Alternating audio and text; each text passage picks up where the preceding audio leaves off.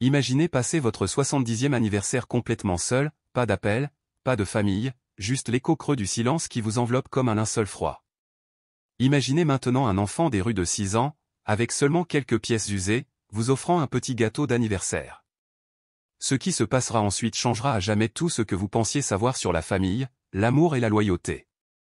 Restez avec nous, car cette histoire recèle un secret choquant, qui touchera votre cœur et remettra en question toutes vos croyances sur la véritable signification de la richesse. Le vent froid de novembre soufflait sur Central Park, violent et impitoyable, projetant des feuilles cassantes comme des esprits agités sur les allées presque désertes. Le ciel s'étendait au-dessus de nos têtes d'un gris terne et sans vie, parfaitement assorti à la lourdeur qui écrasait la poitrine de Richard Anderson, assis seul sur un banc froid en fer forgé. À 70 ans, Richard était un homme qui portait le poids du monde sur ses épaules. Des décennies d'ambition incessante lui avaient bâti un empire, une richesse inimaginable. Pourtant, ce jour-là, pas une seule âme n'était venue partager son anniversaire. Pas un appel, pas un message, juste un silence épais, étouffant et absolu. Ses 3 enfants, Michael, Vanessa et James, étaient introuvables. Dispersés aux 4 coins du monde, ils menaient une vie fastueuse, financée par la fortune de Richard, mais leur absence n'était pas un hasard. Elle était délibérée, un message silencieux plus fort que n'importe quel argument, ils n'avaient plus de temps pour l'homme qui avait financé leur existence. Ils étaient trop occupés à savourer le luxe pour se soucier du père qu'ils laissaient derrière eux. Richard ajusta le col de son manteau en cachemire, son souffle formant des nuages fantomatiques dans l'air glacial. Autour de lui, la vie continuait. Les familles riaient. Les parents poussaient leurs enfants sur des balançoires. Les couples partageaient des pique-niques tranquilles sur des couvertures colorées. Le son des rires, léger et libre, résonnait comme un cruel rappel de tout ce qu'il avait perdu, le lien, la chaleur, l'appartenance. Ses yeux le piquaient, lourds du poids des souvenirs. Les anniversaires d'autrefois, emplis de bruit, de joie et d'amour, semblaient comme des échos évanouis d'une autre vie. Une douleur profonde le rongeait. Comment son vaste empire était-il devenu une simple cage dorée? Comment ses enfants étaient-ils devenus des étrangers, ne le voyant que comme un compte en banque, et non comme un père? Pendant des décennies, sa présence n'avait été requise que lorsque l'argent était en jeu, un amour cruel et transactionnel qui laissait son cœur stérile et froid. Puis, à l'orée du parc, une petite silhouette apparut. Pieds nus, âgé de 6 ans à peine, les cheveux bruns emmêlés et les vêtements usés par les rues impitoyables. Son visage, maculé de poussière, portait les marques d'une vie bien trop dure pour quelqu'un d'aussi jeune, mais ses yeux clairs et brillants brillaient d'une curiosité innocente qui perçait les ténèbres de l'âme de Richard comme les premiers rayons de l'aube. Elle s'approcha avec hésitation, ses petits pas à peine audibles par-dessus le craquement des feuilles mortes. S'arrêtant à quelques pas, elle pencha la tête et leva les yeux avec une honnêteté intrépide, celle que seul un enfant peut manifester. « Excusez-moi, monsieur » murmura-t-elle doucement, la voix tremblante mais claire. « Avez-vous des enfants » La question le frappa comme un coup au cœur. Richard cligna des yeux, pris entre l'attrait suffocant de la solitude et les frémissements de quelque chose qu'il croyait mort depuis longtemps, l'espoir, peut-être, ou la vive douleur de la culpabilité. Il déglutit difficilement, sa voix n'étant guère plus qu'un murmure. « J'en ai 3, admit-il doucement, mais ils sont loin. En voyage. » La jeune fille fronça les sourcils, son petit visage grave, malgré son âge, tandis qu'elle assimilait les mots. « En voyage » répéta-t-elle doucement, le regard fixé sur l'horizon gris. Un silence s'installa entre eux, puis elle demanda, la voix pleine d'une attente enfantine, « Tu vas jouer avec nous ?» La question a brisé quelque chose au plus profond de Richard, quelque chose de fragile et de fragile. Il sentit les mots lui étrangler la gorge, paralysé par la douleur des vérités non dites. Comment expliquer à un enfant que ses propres enfants adultes, riches et distants, avaient réduit l'amour à de simples transactions? Qu'il mesurait l'affection en carte de crédit et en silence, et non en câlin ou en moments partagés. « Je ne le ferai pas » murmura-t-il d'une voix rauque, les yeux remplis de larmes retenues. L'expression de la petite fille se crispa d'inquiétude. Elle s'approcha prudemment. « Pourquoi n'es-tu pas triste ?» C'était une question que personne ne lui avait posée depuis des années. Ni un employé. Ni un associé. Pas même ses propres enfants. Seulement cet étranger, un enfant qui voyait au-delà du manteau coûteux, au-delà de l'apparence soignée, l'homme vide en lui. « Demain, c'est mon anniversaire » avoua-t-il d'une voix brisée. « J'aurai 70 ans. » Ses yeux s'écarquillèrent, son visage s'illuminant d'un étonnement innocent. 70 ans? C'est tellement vieux. Tu vas faire une fête? Il secoua la tête, le poids des années pesant sur lui comme un linceul étouffant. Je serai probablement seul, dit-il doucement. Son indignation s'enflamma au pur, féroce et innocente. Personne ne devrait être seul le jour de son anniversaire, déclara-t-elle d'une voix tremblante de sincérité. Ces mots la touchèrent plus profondément qu'elle n'aurait pu l'imaginer.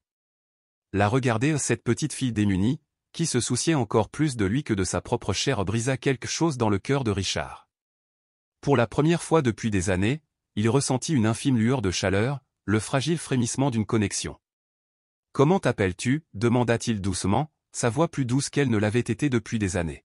« Sophie » répondit-elle en s'essuyant le nez sur la manche de sa veste usée. « Sophie » répéta-t-il lentement, comme pour graver ce nom dans sa mémoire. « Demain, je veux que tu fasses quelque chose de spécial pour moi. » « Promis ?» Avant qu'il puisse entendre sa réponse, Sophie se retourna et courut, ses petits pieds martelant le tapis de feuilles, disparaissant au loin.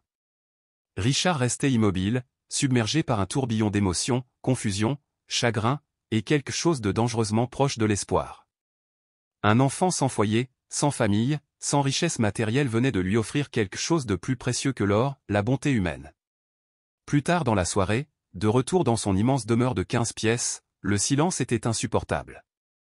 Richard était assis au bout d'une table à manger en acajou rutilant, prévu pour 20 convives, et prenait un repas solitaire sous un lustre en cristal. On n'entendait que le tintement délicat de l'argenterie et les pas discrets de Marie, sa fidèle gouvernante depuis des décennies.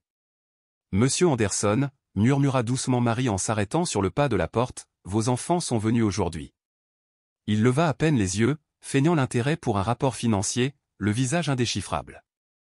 Marie soupira un soupir doux et entendu. Elle avait assisté à la décomposition silencieuse de cette famille pendant des années. Elle avait vu les cadeaux coûteux, les chèques, les gestes vides qui ne comblaient jamais le vide émotionnel béant. Peut-être demain, murmura-t-elle, plus pour elle-même que pour lui. Plus tard encore, seul dans la pénombre de son bureau, Richard ouvrit un album photo usé, relié en cuir. Des images délavées d'une famille plus jeune et plus radieuse lui souriaient. Il était là, riant, plein de vie, entouré de sa défunte épouse Élisabeth, le visage rayonnant de vie et de joie. Les photos se brouillèrent et les larmes finirent par couler. À cet instant, il n'était ni milliardaire ni bâtisseur d'empire. Juste un vieil homme au cœur rempli de souvenirs et à une table pleine de chaises vides.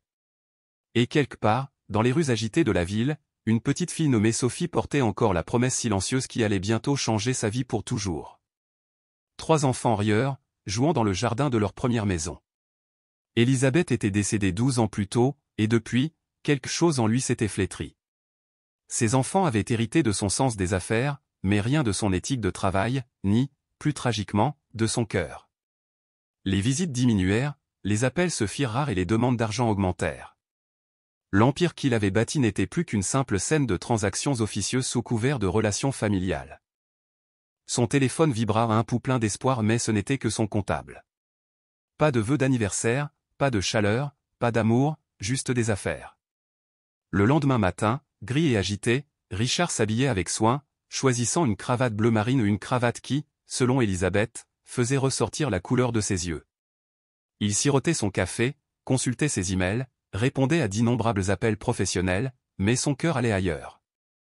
Incapable de se concentrer, il retourna à Central Park, s'asseyant une fois de plus sur le même banc froid, se sentant à la fois stupide d'avoir attendu et pourtant aspirant à un signe.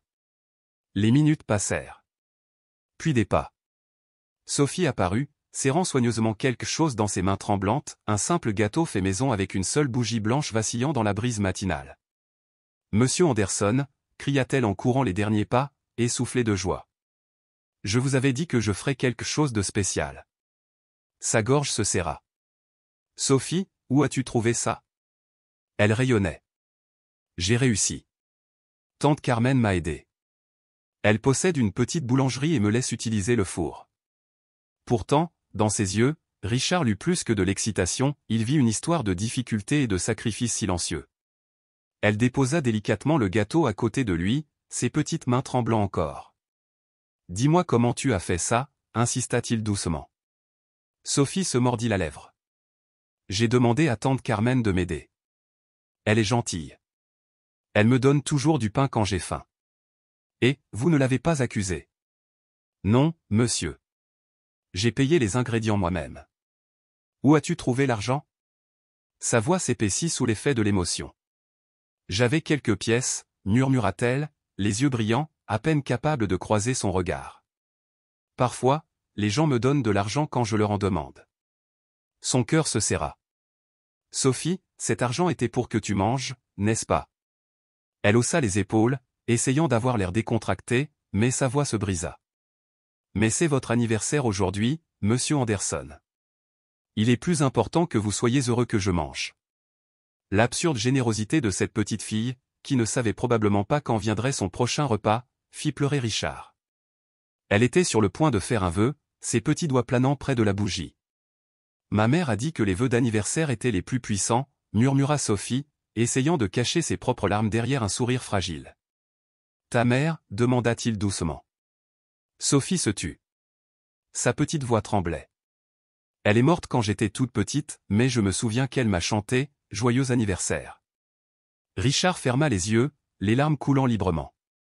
Il s'agissait d'un enfant qui avait tant perdu, mais qui possédait encore la capacité de prendre soin des autres, un rappel vivant de ce que signifiait vraiment l'amour. « Veux-tu me la chanter » demanda-t-il, la voix brisée. Le visage de Sophie s'illumina. « Vraiment? Tu veux que je chante ?» Il hocha la tête, incapable de parler. D'une voix tremblante et pure, elle a chanté la chanson d'anniversaire, remplissant le parc vide de notes d'espoir et d'innocence. Et pour la première fois depuis des décennies, Richard sentit quelque chose au plus profond de lui se fissurer puis se reconstruire où une vague complexe de douleur, de gratitude et d'amour fragile le submergeait. La bougie vacillait. Les feuilles murmuraient. Et quelque part, au plus profond de lui-même, un homme a commencé à croire que peut-être, juste peut-être, il n'était pas aussi seul qu'il le pensait. Vous êtes-vous déjà senti invisible lors d'une journée censée être spéciale? Partagez vos impressions et, si cette histoire vous touche, laissez 100 commentaires ci-dessous. D'où regardez-vous? N'oubliez pas d'aimer et de partager si vous voulez savoir ce qui se passe ensuite. La douce lueur de l'aube filtrait à travers les grandes fenêtres de la demeure de Richard Anderson. Mais à l'intérieur, la chaleur d'un nouveau jour se heurtait violemment à la tempête qui grondait dans son cœur. Après des années d'anniversaires creux et de nuits silencieuses, quelque chose avait changé. Ce simple gâteau fait maison par Emma, la petite fille qui n'avait rien, avait brisé la forteresse de glace qui entourait l'âme de Richard. Pour la première fois depuis des décennies, il se sentait vivant, reconnu et, étrangement, plein d'espoir. Dans un moment de calme avant que le monde ne se réveille, Richard a pris la décision qui allait tout changer. Il adopterait Emma. Il lui offrirait un foyer, de l'amour et un avenir. Il deviendrait son père, non par le sang, mais par choix. Mais le destin, comme toujours, est cruellement ironique. Les nouvelles du matin n'étaient même pas encore parues dans les rues que les premiers appels téléphoniques arrivèrent vifs, furieux, exigeants. Ses enfants, Michael, Vanessa, James étaient furieux. « Que as-tu fait, papa ?» La voix de Michael se brisa au téléphone, glaciale, incrédule. « Tu ne peux pas prendre un enfant des rues et nous couper des vivres. C'est insensé. Tu joues avec la famille. » Richard pouvait presque entendre le ricanement de Vanessa à travers la ligne, sa voix lourde de prétention. « Tu crois qu'un enfant errant va nous remplacer? On est de ton sang. Ne l'oublie pas. » Ces mots les blessèrent plus que le vent froid du dehors. Pendant des années, Richard avait financé leur train de vie fastueux, les ayant tirés d'affaire dans toutes les situations critiques. Pourtant, ils étaient là, indignés à l'idée qu'un enfant sans pédigré partage ne serait ce qu'une fraction de son héritage. Ce jour-là, Richard a fait un choix qu'il n'aurait jamais imaginé faire. Il a gelé tous les comptes bancaires, toutes les cartes de crédit appartenant à ses enfants. Plus d'argent. Plus de renflouement. Plus d'excuses. Les appels se sont transformés en menaces. On va se battre, grommela James lors d'une réunion de famille tendue au siège de l'entreprise, en centre-ville. Tu perds la tête, papa. On va te déclarer inapte. Tu n'as plus le contrôle. Richard resta assis en silence, absorbant leur venin. La pièce semblait étouffante au mur de marbre, sol ciré et costume coûteux mais au fond, c'était un champ de bataille où l'amour était mort depuis longtemps. Ses enfants, autrefois sa fierté, ressemblaient désormais à des mercenaires en quête de sang. De retour à la maison, Emma restait une fragile flamme d'espoir et d'innocence. La transition fut bouleversante, des rues froides et hostiles à la grandeur du manoir de Richard. Mais dans ses bras, elle trouva quelque chose qu'elle n'avait jamais vraiment connu, la sécurité. Un après-midi, alors qu'elle jouait tranquillement dans le vaste jardin, Richard l'observait par la fenêtre. Un doux sourire adoucissait ses traits rudes, mais en dessous, mijotait une inquiétude silencieuse. Un homme qui apprend enfin ce que signifie vraiment aimer. La lutte pour la place d'Emma dans sa vie ne faisait que commencer. Soudain, la porte d'entrée s'ouvrit brusquement, l'air se remplissant de tension tandis que Michael, Vanessa et James entraient, le visage orageux. « Nous sommes ici pour parler », dit Vanessa sèchement, les yeux rivés sur Richard. « Non », répondit-il calmement, la voix posée. « Ce n'est pas une négociation. » La confrontation s'est rapidement intensifiée, accusations, insultes et menaces fusaient comme des poignards. Ils exigeaient l'annulation de l'adoption, affirmant que Richard n'était pas sain d'esprit. Ils menaçaient d'engager des poursuites judiciaires, mettant en doute sa capacité à s'occuper d'un enfant à son âge. Emma, qui observait timidement depuis l'escalier, disparut soudain. La panique s'empara de Richard. Emma. Sa voix se brisa tandis qu'il traversait les pièces en courant, l'appelant par son nom à répétition, le désespoir montant comme une marée. Les heures qui suivirent furent un tourbillon, la police fut appelée, des équipes de recherche se formèrent, les cœurs se trouvèrent saisis par l'effroi. L'amère vérité devint inévitable. Emma avait été enlevée, volée par des gens qui ne la voyaient que comme un pion gênant dans une cruelle guerre familiale. La nouvelle a fait l'effet d'une bombe dans les médias. Les gros titres ont dénoncé le drame familial d'un millionnaire, se nourrissant du scandale. Mais sous ce sensationnalisme se cachait une réalité déchirante, une petite fille arrachée au seul foyer qu'elle ait jamais connu, prisonnière de l'avidité et de la trahison. Richard refusa de céder. Il engagea alors David Morgan, un avocat en droit de la famille acharné, connu pour ses affaires impossibles et ses victoires. Nuit après nuit, ils étudièrent les preuves, reconstituant le réseau de tromperies tordues tissé par la chair et le sang de Richard. Ce n'était plus une question d'argent. Il s'agissait de protéger un amour qui défiait les liens du sang, un amour qui avait ressuscité son âme épuisée. Pourtant, le combat n'était pas seulement juridique. Il était profondément personnel. Hanté par le souvenir des années perdues, Richard luttait contre la culpabilité. Avait-il été tellement obsédé par la richesse et le pouvoir qu'il avait oublié le véritable sens de la famille? Pouvait-il vraiment fonder une nouvelle famille maintenant, alors que l'ancienne semblait déterminée à la détruire? Dans les moments de calme, le doute le tenaillait, lui murmurant des peurs qu'il avait du mal à nommer. Mais il y avait aussi de petites victoires, un dessin d'Emma, un doux « je t'aime, papa » murmuré avant de s'endormir, une fragile lueur d'espoir perçant l'obscurité. Un soir, alors que Richard était assis seul dans son bureau, le téléphone sonna. Son cœur bondit. C'était Emma. Sa voix, bien que faible, était vivante. « Je vais bien, papa » dit-elle doucement. « Ils ne peuvent pas me garder éternellement. » Les larmes brouillèrent sa vision, submergée par le soulagement et la fureur. La guerre pour l'avenir d'Emma était loin d'être terminée, mais pour la première fois, Richard ressentit le feu ardent de l'amour paternel, suffisamment féroce pour tout combattre. Risqueriez-vous tout pour protéger quelqu'un que vous venez de rencontrer mais que vous aimez déjà comme un membre de votre famille? La tension était telle dans la salle d'audience qu'on aurait dit une tempête sur le point d'éclater. Richard Anderson était assis à côté d'Emma, désormais plus forte, plus vive, mais toujours fragile après l'épreuve qu'elle avait endurée. Sa petite main dans la sienne était sa bouée de sauvetage, sa seule certitude dans un océan d'incertitude. Ses enfants, Michael, Vanessa et James, étaient assis de l'autre côté, le visage endurci par la cupidité et le défi. Les accusations étaient graves, corruption, manipulation, complot d'enlèvement, violence psychologique contre l'enfant même que Richard avait juré de protéger. Mais ce n'était pas seulement une bataille juridique. C'était un combat pour l'âme d'un homme qui avait beaucoup perdu, mais qui avait trouvé davantage le véritable sens de la famille.